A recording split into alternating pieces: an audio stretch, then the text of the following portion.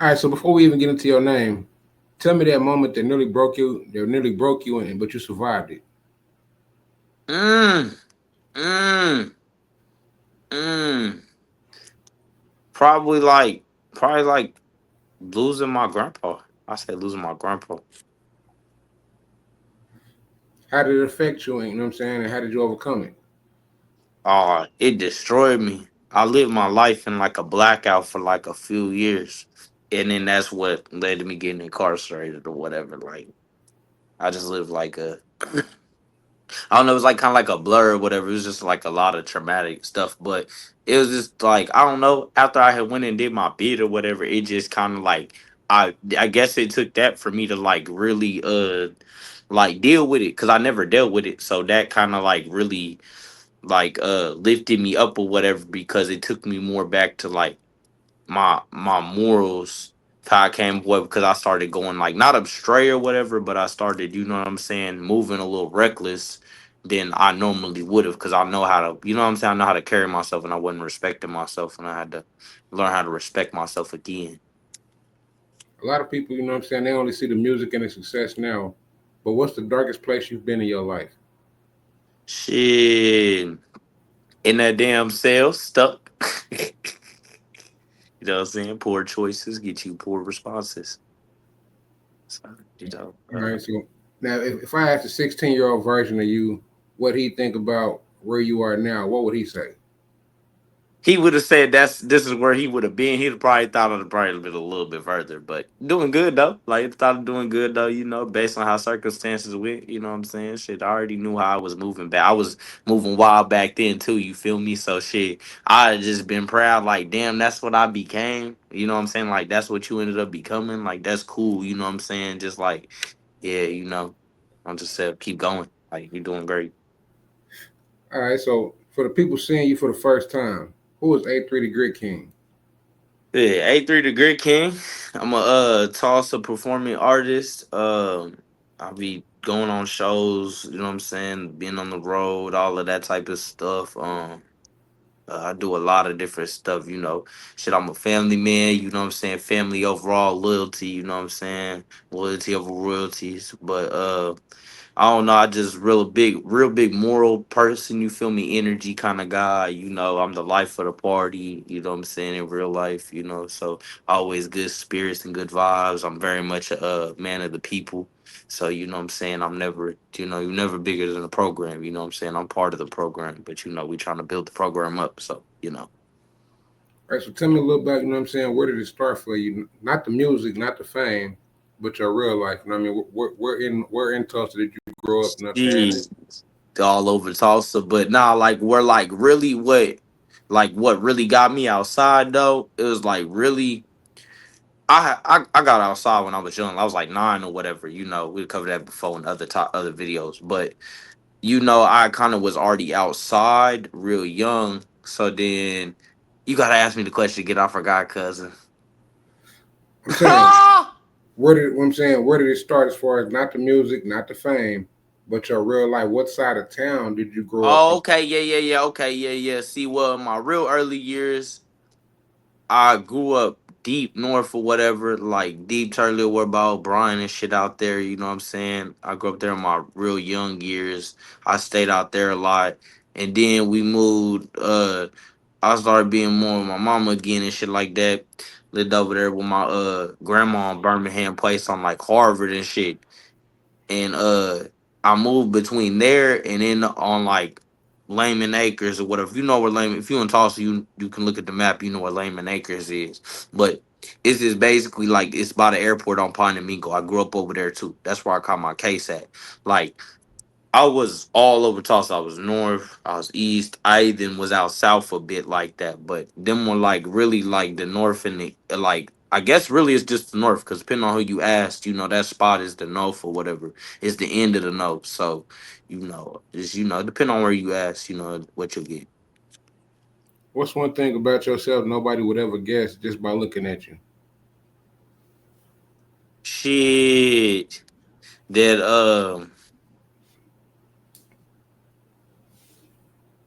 that I'm really like a chill ass person, because sometimes I feel like I just how I be looking, I feel like I come off crazy looking sometimes to people that don't know me. So I feel like people really don't know that like I'm really a chill ass, like I'm really a chill person for real.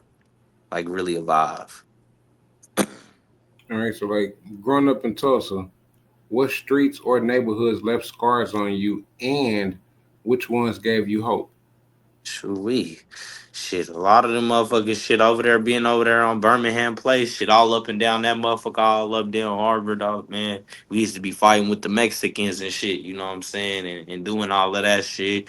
Motherfuckers done got beat up, motherfuckers done got hit with bikes, it was bad, all types of crazy ass shit. Not me, but you know, all types of crazy ass shit.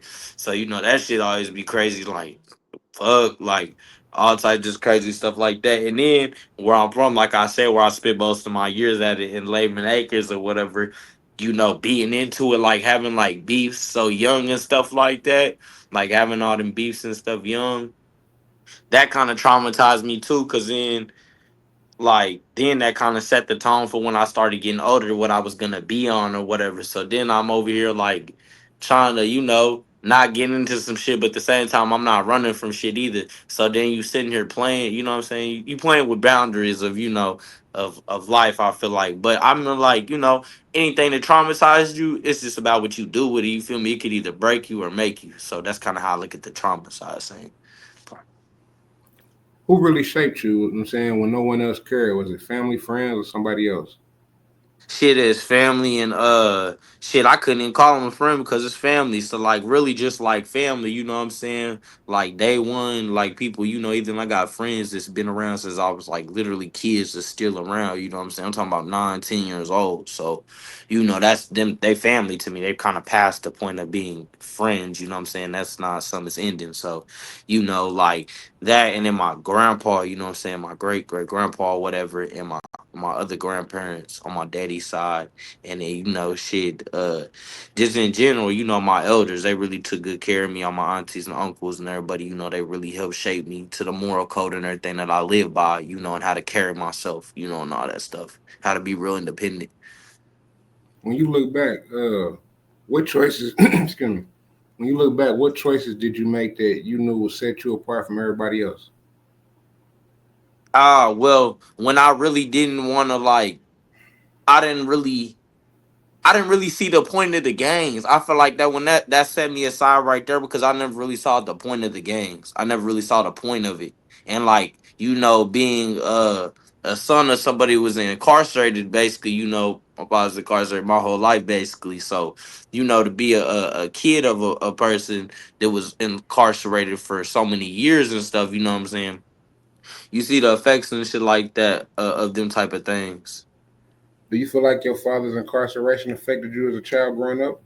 Oh yeah, for sure. That definitely affected a lot because just in general, you know, shit, not having no dad there, so you know, and then coming up without no dad, you know what I'm saying, without no mom for real. So it kind of got left on my great grandparents and my grandparents, you feel me, got left on them. They picked it. But they didn't get left on them. They chose to pick it up and, you know, you know what I'm saying, make it all right and you know what I'm saying, take care of me and make sure I was straight and you know what I'm saying, brought me up right. So it kind of set me aside from all of them type of things. I never really like I ain't never knocked it. It is what it is to everybody stay on. You know, I know shit, plenty of the guys, there's plenty of people. But for me, I never saw no point in it because I was like, all we're doing is repeating a cycle. If we all do the same thing, somebody has to say no and do something different somewhere along the line. Mm-hmm. Whether that me you play into a little bit, but sometimes you have to wake up like even you how you woke up. You know what I'm saying? And you changed your perspective and you changed Mm-hmm. your path in life with what you was doing and what you was promoting, as we talk about a lot off camera, you Yeah, know, talk yeah. like so that's a big thing too that comes into why I feel like that's my biggest thing I could say because I don't knock nobody. Don't ever get it twisted like I knock anybody, but I personally believe that was the biggest thing that set me aside because I questioned it. I didn't understand why we need to do that. But my point of it was my daddy being incarcerated, and you know, my daddy ain't nobody type shit. You know what I'm saying? So with that being, I understood what that was. You feel me? I got people here tell me, nah, don't do that at the same time, and they doing that. You know what I'm saying? So it should just tell you if it's coming straight from, you know what I'm saying, straight from the horse's mouth, and you not gonna, you know what I'm saying, you not gonna take heed to it. You know, you just only gonna become a victim. Was there a moment that you felt trapped in your circumstances, and how did you survive it? Yeah, when when I came home, when I had came home, I was basically broke. I had went when I went to the pen. I was basically still a kid. I was like just turned 19 for real. So you know, I really didn't have nothing going. So you know what I'm saying. When I had to come back, I ain't had no real job experience. I ain't never had no cribs. I ain't never had no car. I ain't had no license. I ain't had no money. I ain't had no. I ain't had no nothing. That's the most important things you need right there. I ain't had shit. So you know, I had my grandma, my great grandma. I went back home, you know what I'm saying? I met a great woman or whatever, and that, you know, it kind of took me upon my path from there. And I kind of just, a motherfucker believed in me really what it was. Like I said, I had to go on that path because I wasn't respecting myself. And, you know, then I started to not respect myself again. And a person reminded me of the value that I had kind of like, not going to say lost, but I had started to drift from and got Mm-hmm. me realigned with what I was supposed to be doing, and I just kept hustling and kept working. I didn't give up. And I just kept manifesting and telling myself and everybody else that this is what's gonna happen. Like exactly, you can even say like, you know, I'll say I'm about to do such and such and such. It might sometimes it might not happen right then, or it might happen right then. You know, shit. You know, you saw me, hey, A3. You know, A3 the Yeah. Grit King. You know, hey, you always got a looking ass nigga. But now, like. You know, in one way or another, I taught myself, and I've always did that throughout life. But I taught myself to prevail through no matter what it is. You have to prevail, because if you give up, you only gonna get what you had when you gave up. That's all you gonna have left, what you had when you gave up. So You're gonna get what you shit, put in. you know what I'm saying, I'm gonna put a lot in because I'm receiving a lot back now. So it was a process though. I just tell people, don't give up on yourself and don't give up on your goals, because shit, only person that can dictate what your future look like is you. You know what I'm saying, the people you let be around you and you surround yourself with. Let's talk about prison. You know what I'm saying? You spoke on it. You know what I mean? You were young when it happened, but let's talk about the moments in prison that people can. Let me start. I'm gonna have to edit this. I'm gonna fix You're this. good, you know. Yeah. But let's talk prison. You know what I'm saying? The moments that people can't imagine. What broke you and what built you? Shit. Well, what broke me was that damn judge. That judge broke me down. You know what I mean? Hey, the judge. Yeah, sorry, judge. Yeah. But I can't say like what broke me down. No, and see, then I didn't have no kids. It's just me. It was just me or whatever. So you know what I'm saying. Like I took care of my grandma though, my great grandma. I took care of her. So like that broke me when I had to take the time. I kind of basically felt like I failed. Like they ain't no kind of I failed basically, and I failed everybody else by putting myself in that position. And you know, like I just kind of looked at it like, well, damn, you know, that's my lowest right there. Like my grandma, you know, the one that done raised me, like my own mother, like, you know, is like, you know, sad. She on the phone crying. I'd had to take this to the chin, you know. She's Yeah. just like, you know, I don't even know what the path looked like ahead of me, you know, say with her anything, I don't know.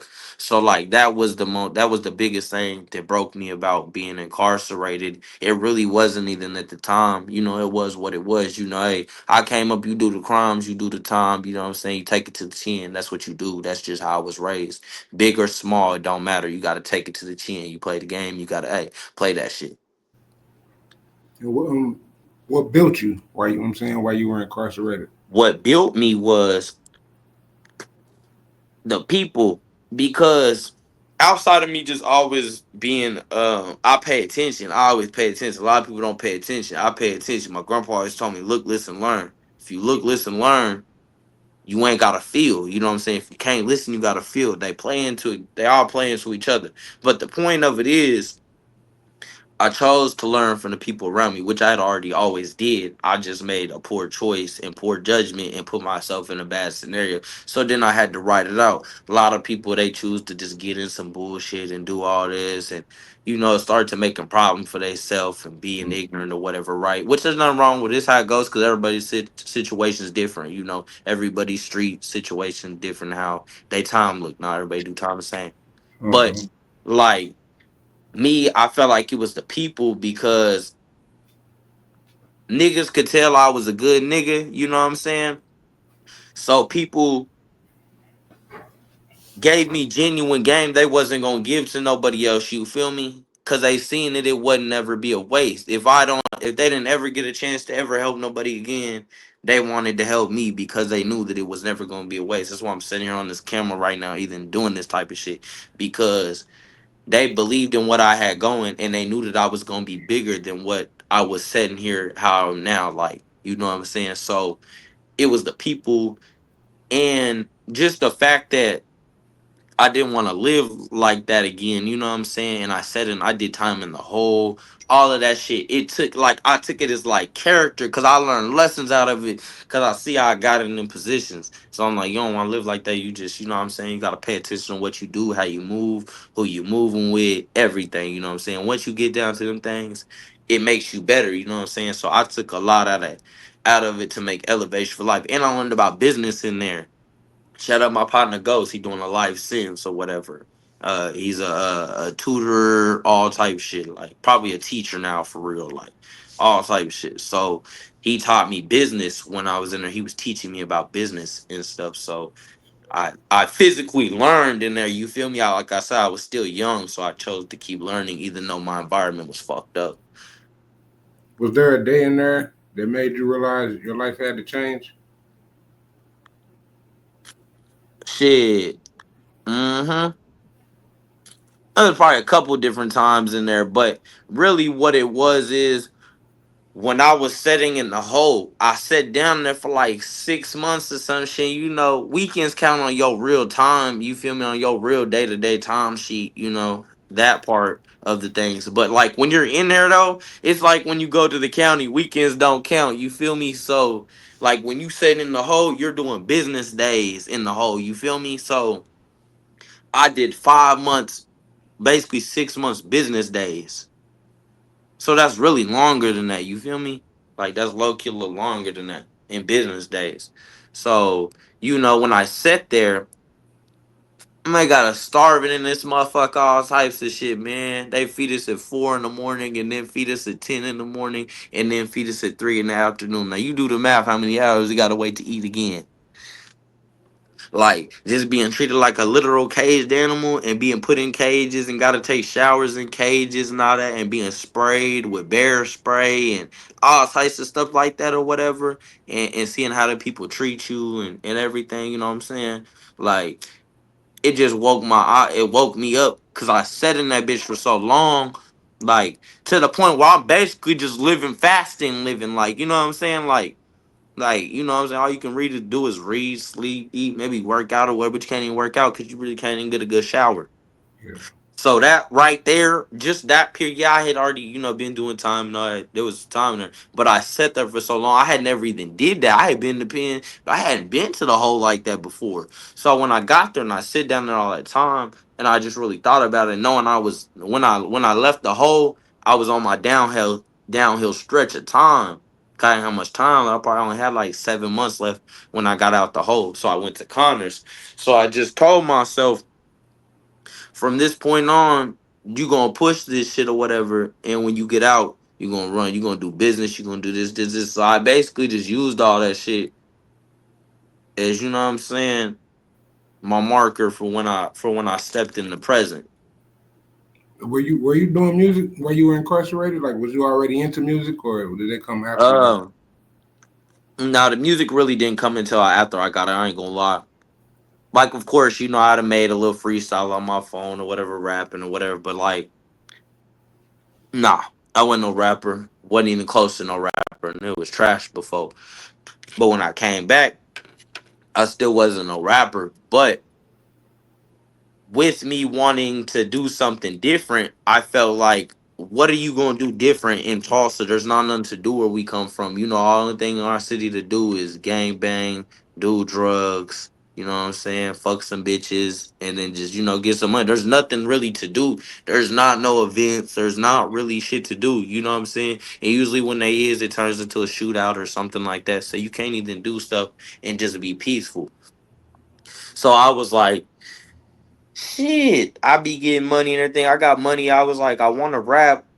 So I took the time and I started meeting people. I started building connections and everything. And I started trying to do my own music and all that type of stuff. You remember, you know what I'm saying, when I basically first started rapping, did one of my first interviews with you. Hmm. Uh so it was just really just the process because I was trying to figure out how like not to be like crashed out street basically like in a city where it's really crashed out. There's not no other opportunity. You literally either gonna make it or you're going to jail. Like there's no other way. There's not no ultimatums in our city. So I just needed to do something different, and the music was cool.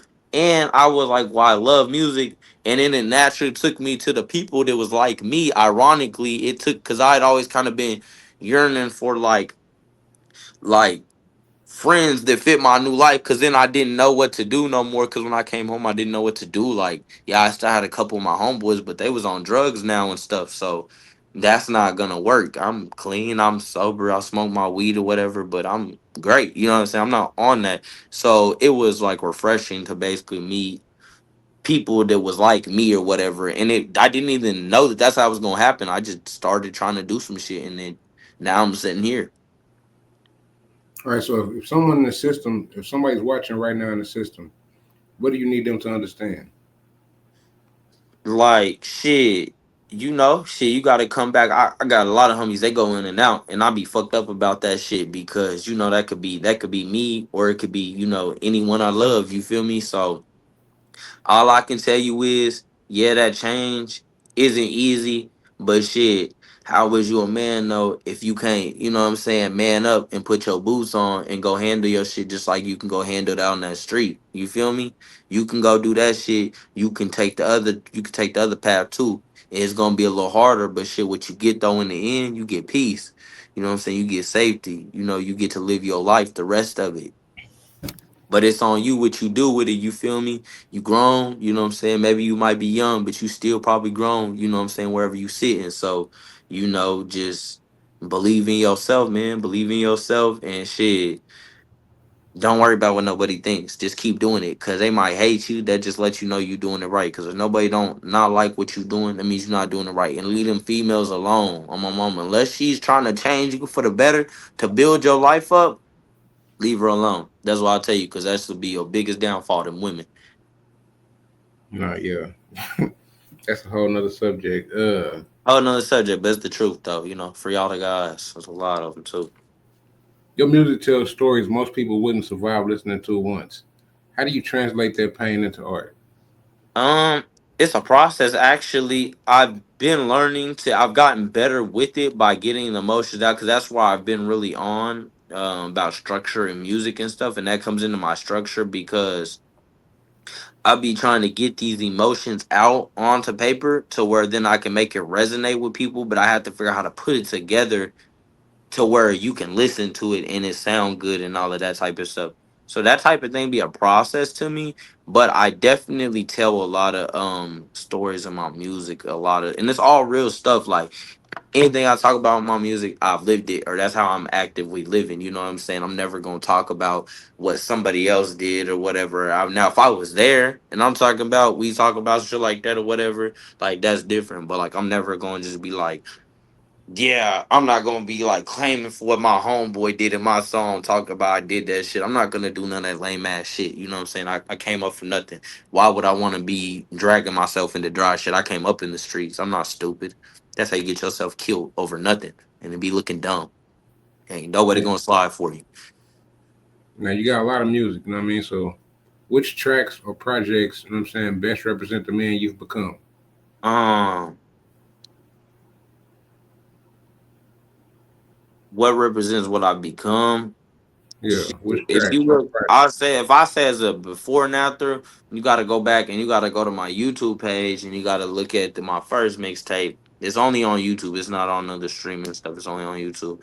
Got to go back and look at my first project, Driller City Killer Hype, and you got to look at that trending topic. That's the stuff that's before, like basically whatever. But when you say in the present day, what really relates is it's the fact I did this song called "Came a Long Way." It's literally talking about how, like, when I was a kid, I was broke. You know what I'm saying? Really didn't have nothing. Holes in my shoes, hustling my guys, sleeping head to toe. You know what I'm saying? Robbing, boom, boom, boom, shoot out, whatever it is. Like, did it or whatever. Like, and then you got the more where I, you get into the more deeper music with, like, the kind of where I try to sing or whatever. Or I could talk about people I've lost or this or that.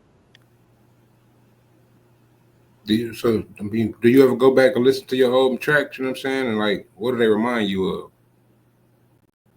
My life, my choices, the progress, where my head was at then to where my head is now. Like, and then how I think, like how I process all of them things that I did. Cause then sometimes that shit help me vent.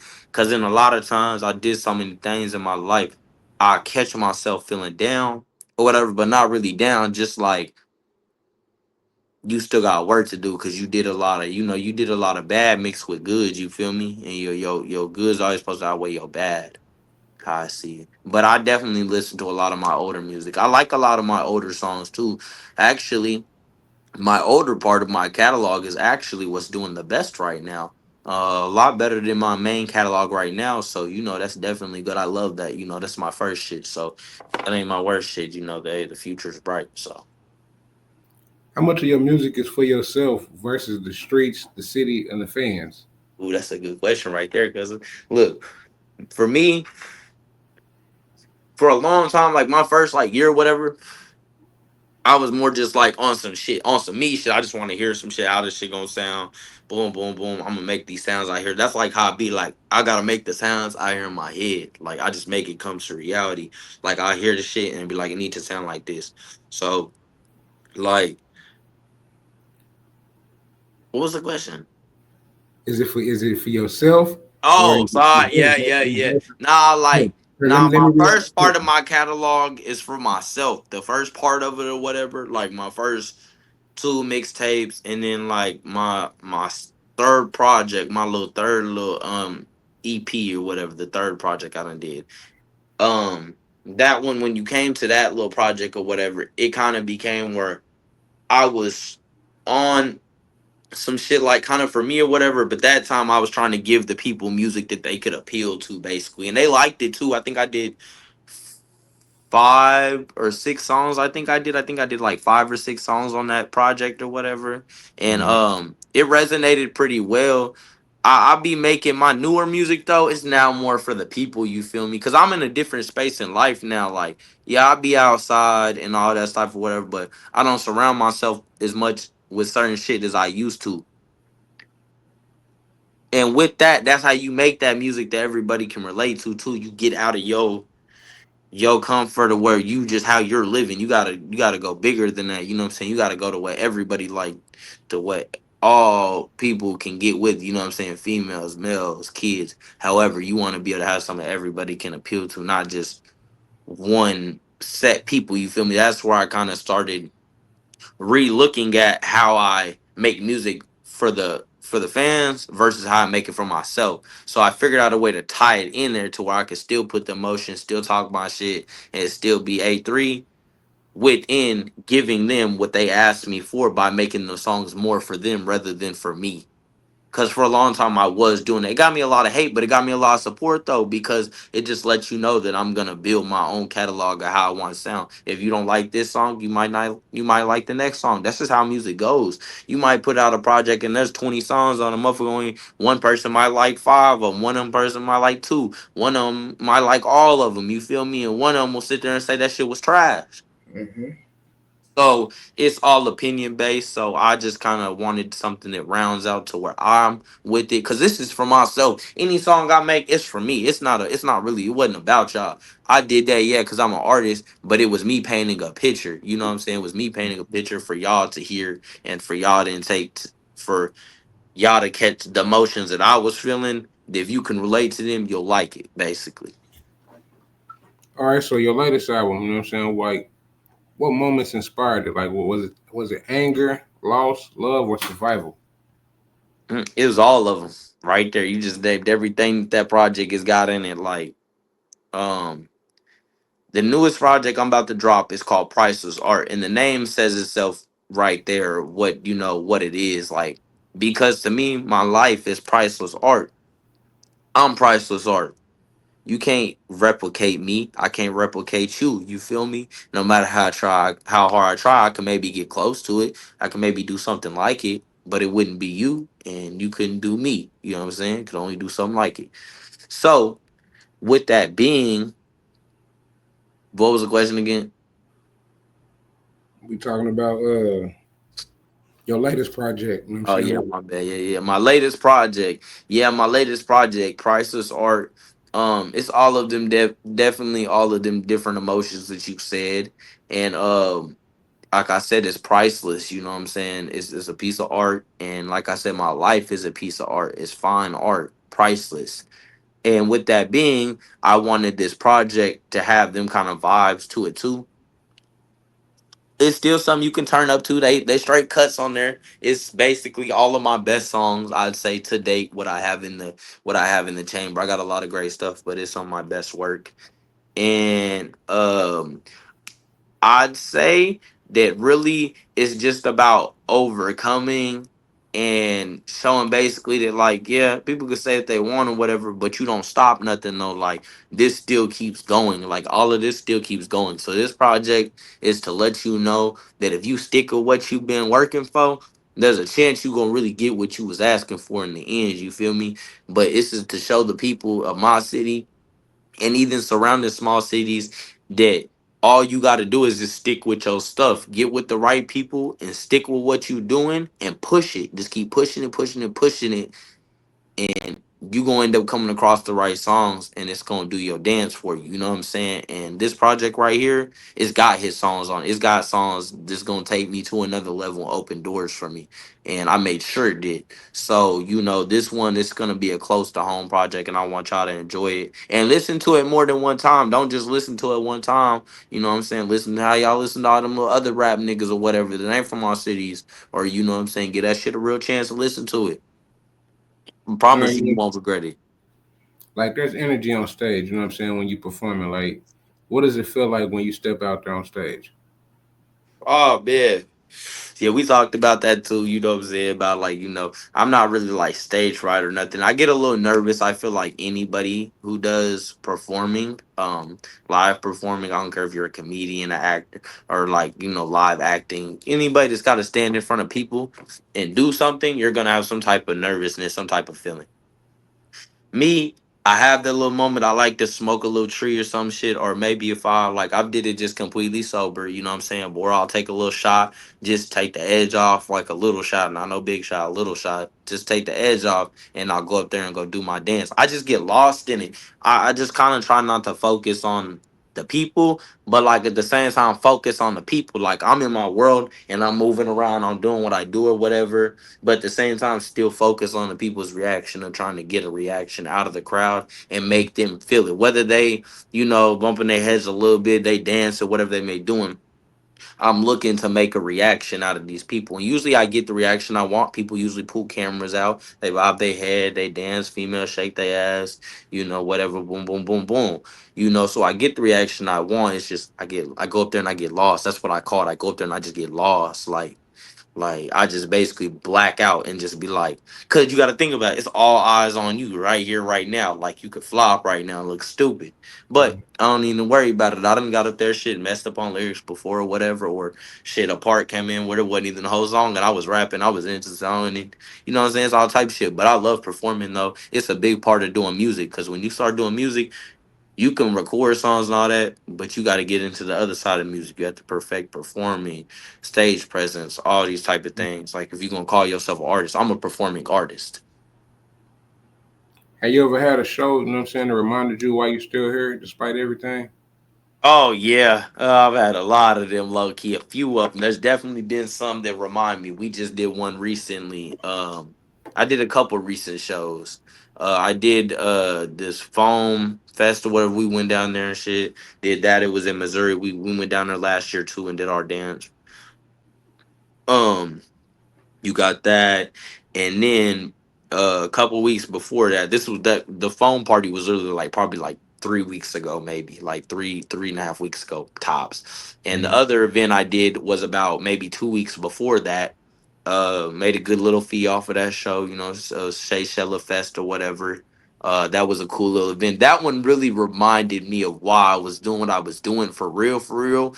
And it was because I went in there, I got paid to do my show and all that, my little set and everything. But a big thing was to me, I went in there and I sold all my merch. I ended up selling out all my merch. I made a limited edition set of merch just for that night. And when I went there, really by the time before I ever even made, I had already almost halfway sold out before I ever even made it to the show. So then by the time I made it to the show and these people were just really liking my stuff and they was just telling me, what they liked that I was doing, the music and everything. And it was just like, it's always gonna keep being this. You just have to keep going and keep giving people something to want to put you in front of people to pay for it. Like, Mhm. you know what I'm saying? Just keep building that, keep building up that image and everything. So then you know what I'm saying, you can keep getting booked because I love getting booked. That's such fun to me, like going in there. I guess it don't matter if there was nobody in there, they paid me to come in there. Shit, I still got paid, but I love performing and I love putting on for the show. And I love seeing their reactions. Like I love knowing that I made people dance. Like I made them happy, I made them turn up, like all that. Like that's cool to me. Like, you know what I'm saying? All right, so I always ask all the artists this: if you could put together a Tulsa Dream Team album, who's on there?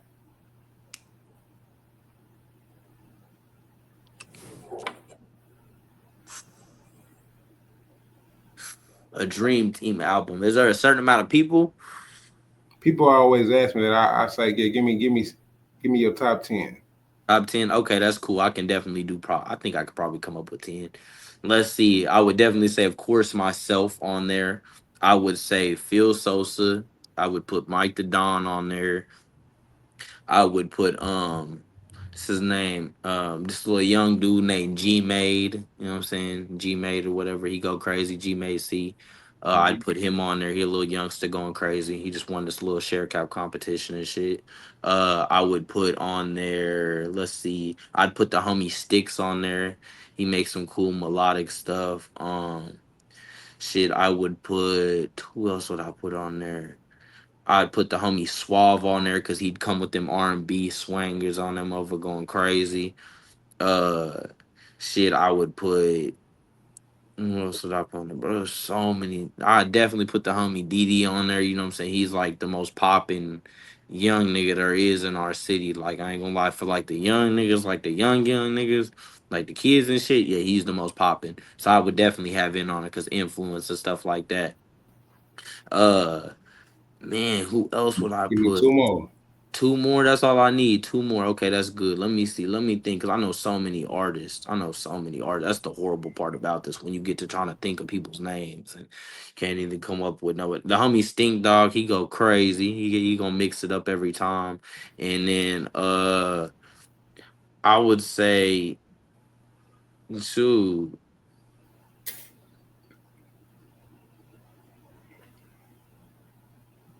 Cairo, the homie Cairo, he go crazy. He be rapping. He gonna bring that rap, like he gonna bring that real rap vibe with the lyrics, and he gonna talk about some woke too. If we chose to go that way, he can rap about anything and make it sound good. All right, so since everything you've been through, what's the hardest lesson life has taught you? Off, don't give up. That's the hardest thing for people not to do is to give up. That'd be the first thing people want to do with something bad. It'd be the first thing people want to do with something is give up. That's their first instinct to do that. Me, I'll be like, shit, they something else gonna happen. I can't give up. I don't got no choice to give up. Why would I have did something just to give up? Like, you know what I'm saying? So you gotta get something out of it. Like, shit, that'd be like me giving up music knowing I already done got something out of it. So I'd be stupid to stop. How has being a father changed your outlook on life and your music? It's actually changed a lot, and I'm kind of trying to adjust to it with the music, like cleaning the music up or whatever. So like more people can listen to it, like who don't want to hear all the vulgar stuff, I guess you could say. Um, like either for the kids and stuff like that with no cussing, because like I got little cousins and stuff that listen to my music, like are kids and stuff. You feel me? And like I don't want to be brainwashing these kids with bad stuff because basically that's all I'm doing is with my music in a certain way. I'm promoting bad stuff for them to listen to. You know what I'm saying? I'm teaching them bad things because I'm saying things. Yeah, I'm grown and I know what they mean. But they're saying these things they don't really know what they mean, and it's teaching them stuff that they shouldn't know. You know what I'm saying? So I want to have music that's still hard and all that, but they can listen to and learn something from it and still be able to have a good time and listen to it and show people and they can relate to it and everything. If someone was to judge you only by your past, what would you want them to know about you?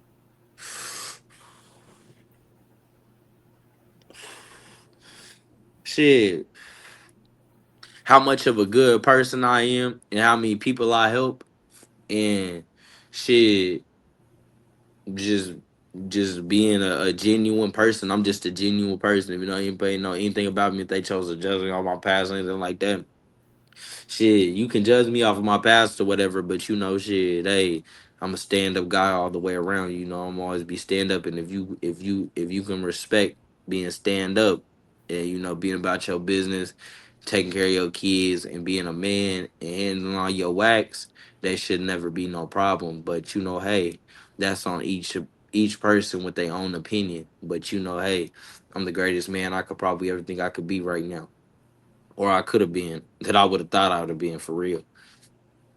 And I got two more questions for you, and we're gonna wrap this thing up. Where do you see yourself, your family, and TGS in 5 years from now? Sitting in a mansion, sitting in a mansion with this business shit flowing.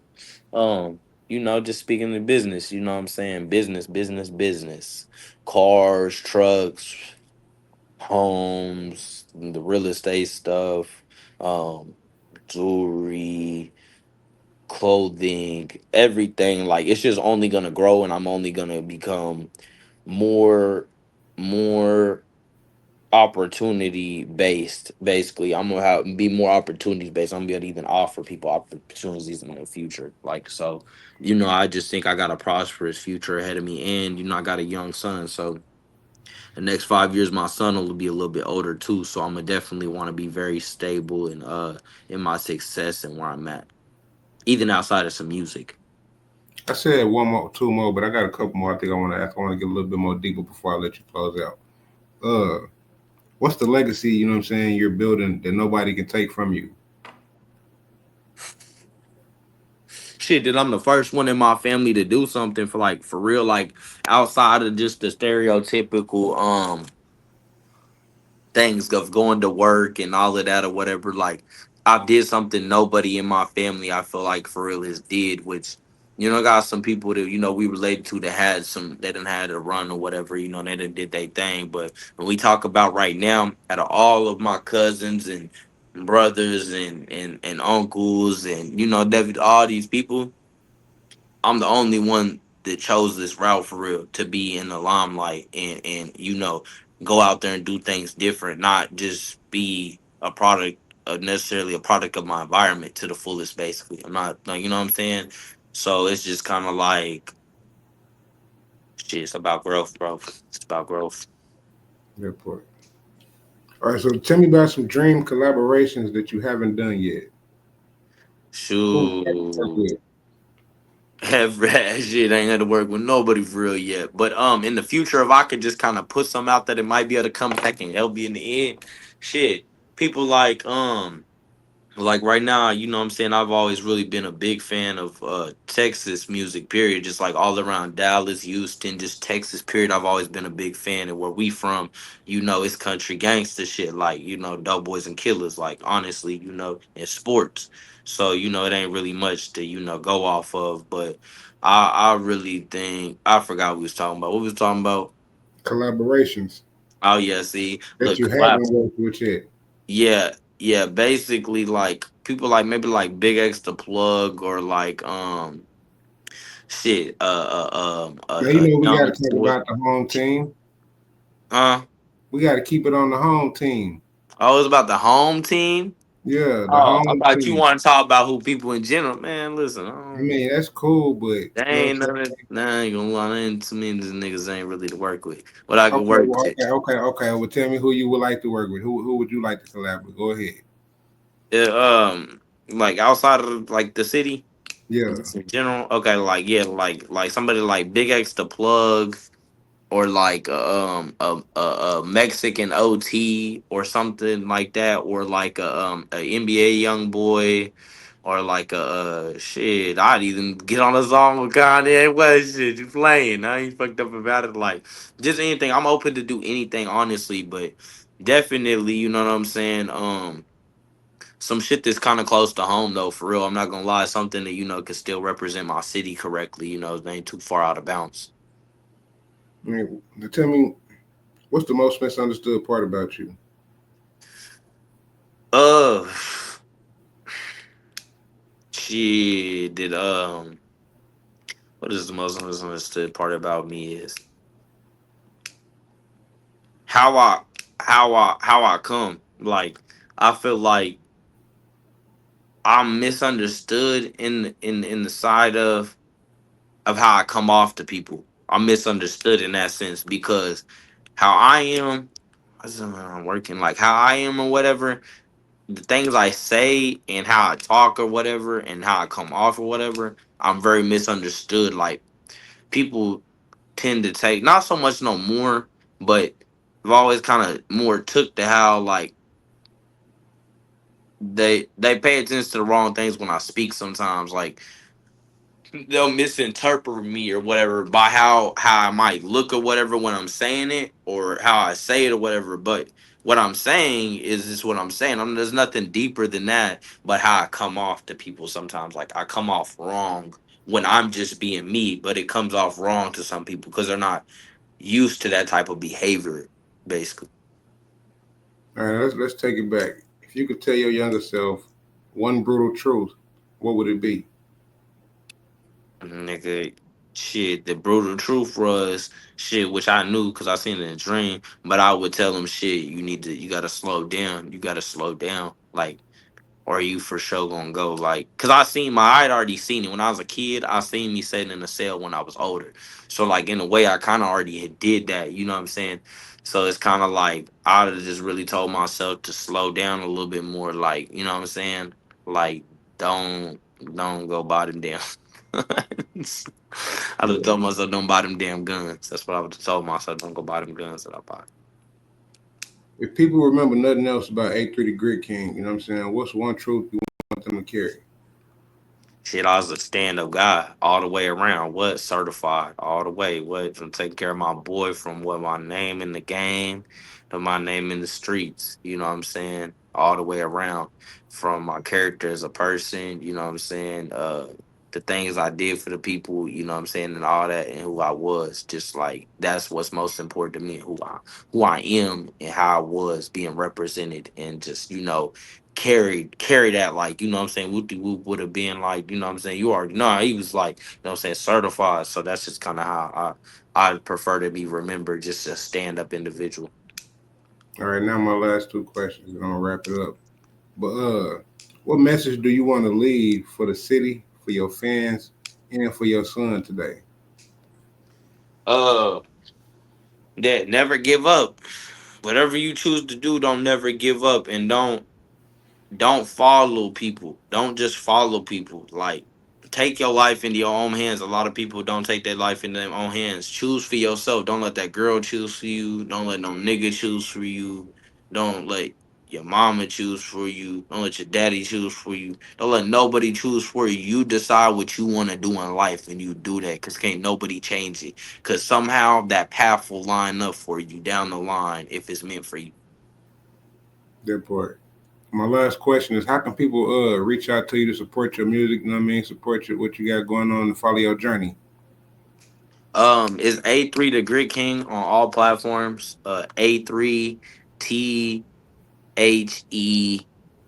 GRITKING, A through the Great King on all platforms. Spotify, YouTube, Apple Music. I think I already said that. What is it? Snapchat, Instagram, Facebook, X, whatever you want to find me on, I'm there. Like I'm on every single platform. TikTok, every single platform I have a presence there.